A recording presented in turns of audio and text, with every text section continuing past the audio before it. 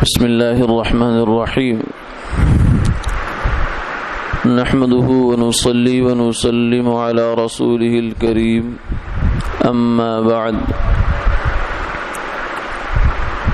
عن عائشة رضي الله تعالى عنها قالت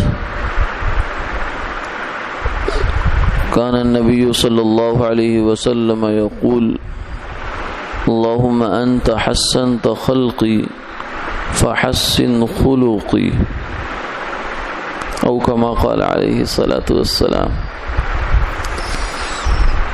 سیدہ عائشہ رضی اللہ تعالی عنہا ام المومنین فرماتی ہیں کہ رسول اللہ صلی اللہ علیہ وسلم یہ دعا مانگا کرتے تھے، اے اللہ آپ نے میری جسمانی ساخت اچھی بنائی، ظاہر اچھا کیا، فحسن خلقی تو میرے اخلاق بھی اچھے فرما دیجئے۔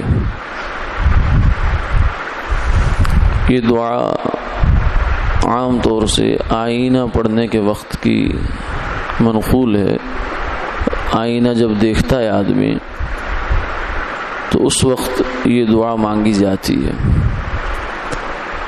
کیونکہ انسان کو خواہ کوئی بھی ہو، چاہے وہ اس کے رنگ روپ میں کچھ فرق ہو، کچھ نئے نقش میں فرق ہو، لیکن ہر انسان کو اللہ نے احسن تقویم میں پیدا کیا، بہترین سانچہ۔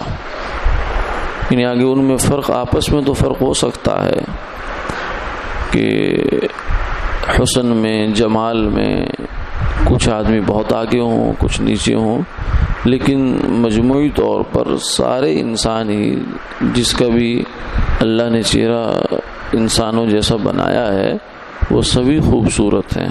اللہ تعالیٰ کی نظر میں ہر انسان خوبصورت ہے۔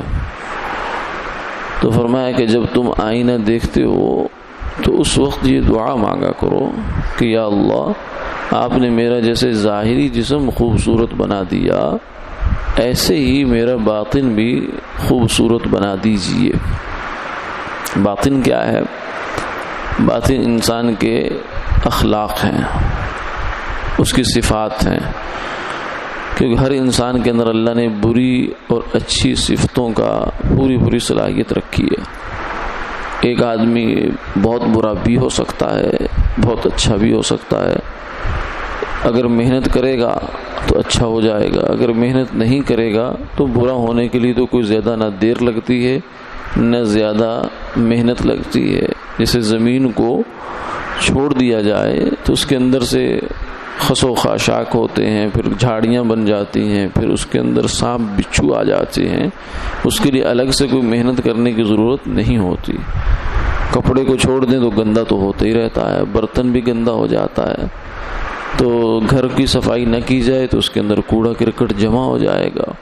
اسی طریقے سے انسان کا دل جو ہے یہ محل اخلاق ہے، یہاں انسان کے سارے اخلاق جمع ہوتے ہیں، اچھے بھی، اور ان اچھوں کو اگر نگہبانی نہ کی جائے، ان کی نگرانی نہ کی جائے تو وہی برے بن جاتے ہیں۔ جیسے انسان کے اندر ایک صفت ہے خیر خواہی کی، ہمدردی کی، یہ اللہ تعالیٰ نے قدرتی طور پر رکھی ہے کہ انسان دوسرے انسان کا ہمدرد ہے، خیر خواہی کرتا ہے۔ اگر اس صفت کی یہ نگہبانی کرے گا، نگرانی کرے گا، تب تو یہ صفت بڑھتی رہے گی اور اچھا ہوتا رہے گا انسان۔ لیکن اگر نہیں کرے گا تو شیطان تو ہر وقت ساتھ لگا ہے، وہ کیا کرے گا؟ وہ اس کو برائی کی طرف واپس دھکیلنا شروع کر دے گا اور ہمدردی کی جگہ حسد لے لے گا۔ حسد کیا ہے؟ دوسرے کے پاس اچھی چیز دیکھ کر جلنا، چاہے وہ دنیا کے اعتبار سے اچھی ہو، نعمت ہو، یا دین کے اعتبار سے نعمت اچھی ہو، دل ہی دل میں کڑتے رہنا کہ اس کے پاس یہ چیز کیوں ہے، اس سے یہ چیز ختم ہو جانی چاہیے، تو یہ ایک بری صفت ہے، یہ برا خلق ہے جو آدمی کے دل میں پنپ جاتا ہے۔ ظاہر میں بڑے اچھے کپڑے پہن رکھے ہیں، امامہ، ٹوپی یا اور بڑا اولیاء اچھا بنا ہے، لیکن دل کے اندر اگر حسد آ گیا تو یہ بندہ ظاہر کا اچھا ہے، باطن کا اچھا نہیں ہے۔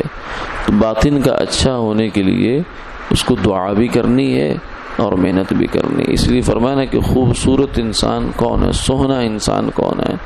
حضرت لاہوری رحمۃ اللہ علیہ ہمارے بڑے بزرگ تھے، وہ فرمایا کرتے تھے کہ خوبصورت انسان وہ ہے جس کا دل خوبصورت ہے، جس کا چہرہ خوبصورت ہے وہ خوبصورت نہیں ہے۔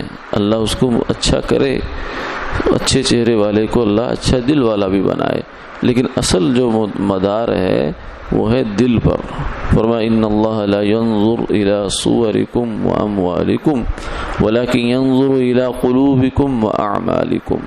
اللہ کی نظر نہ تمہارے صورتوں پر ہوتی ہے، نہ تمہارے چہروں پر ہے، نہ تمہارے مالوں پر ہے کہ کسی کے پاس کیسی گاڑی، کیسا مکان، کیسا کاروبار، کیسے تعلقات، یہ اللہ کی نظر میں کوئی اہمیت نہیں رکھتے۔ اللہ کی نظر میں اہمیت یہ بات رکھتی ہے کہ تمہارا دل کیسا ہے، اس دل کے اندر اللہ کی یاد ہے، مسلمانوں کی خیر خواہی ہے یا نہیں ہے۔ اگر نہیں ہے تو اللہ اس شخص کو نظر رحمت سے نہیں دیکھتے، اور اگر ہے تو پھر اللہ کی نظر رحمت اس شخص پر پڑتی ہے۔ تو یہ آئینہ دیکھنا عمل تو چھوٹا سا ہے، بلکہ کوئی دینی عمل تو ہے بھی نہیں، لیکن قربان جائیں رسول اللہ صلی اللہ علیہ وسلم پر کہ آپ نے اس عام سی عمل کے اندر بھی ہمارا رخ کدھر متوجہ کر دیا کہ جیسے تم ظاہر میں اچھے ہو، اللہ سے دعا کیا کرو کہ اللہ میرا باطن بھی اچھا فرما دے۔ اللہ تعالیٰ عمل کی توفیق عطا فرمائے۔